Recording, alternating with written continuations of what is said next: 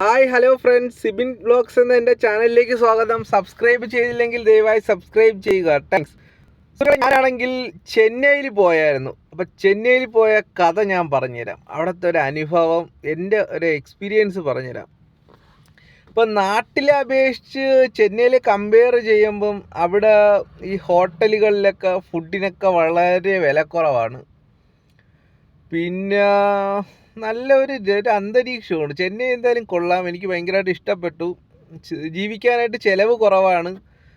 വേറൊരു ഫീലാണ് അവിടെ സംഭവം. നമ്മളെ നാടുമായിട്ട് കമ്പയർ ചെയ്യുമ്പോൾ ഒരു 100 രൂപയുണ്ടെങ്കിൽ ഒരു ദിവസം നമുക്ക് ചെന്നൈയിൽ നല്ല അടിപൊളിയായിട്ട് ജീവിക്കാൻ പറ്റും. പക്ഷേ ആഡംബരമായിട്ട് ജീവിക്കുമ്പോൾ അങ്ങനെയല്ല, നമ്മളെ സാധാരണക്കാരെ കണക്ക് ജീവിക്കുകയാണെങ്കിൽ ഒരു 100 രൂപയുണ്ടെങ്കിൽ സുഖമായിട്ട് ജീവിക്കാൻ പറ്റും. അവിടെ ഒരുപാട് സംഭവങ്ങളുണ്ട്. എന്തായാലും ഞാൻ അവിടെ ചെന്നപ്പം വേറൊരു സംഭവം വെച്ചാൽ അവിടെ മലയാളികളെ കൊണ്ട് തട്ടി നടക്കാൻ വയ്യ, അത്രയ്ക്ക് മലയാളികൾ. അവിടെ മലയാളികളുടെ കടയുണ്ട്, ഈ വെജിറ്റബിൾ കടയുണ്ട്, പിന്നെ ഹോട്ടലുകളൊക്കെ ഇഷ്ടം പോലെ ഉണ്ട്. എനിക്കെന്തായാലും ചെന്നൈ ഭയങ്കരമായിട്ട് എനിക്ക് ഇഷ്ടപ്പെട്ടു.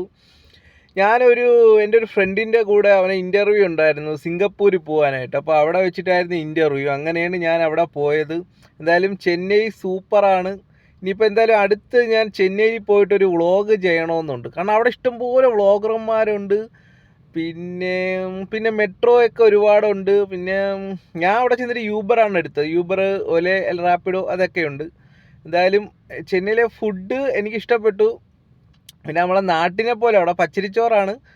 എന്നാലും കുഴപ്പമില്ല, എനിക്കിഷ്ടപ്പെട്ടു. ചെന്നൈ ഭയങ്കരമായിട്ട് എനിക്കിഷ്ടപ്പെട്ടു. എന്തായാലും ഇനിയിപ്പോൾ അടുത്ത് തന്നെ ഒരു ദിവസം ഒന്നും കൂടെ പോകുന്നുണ്ട്.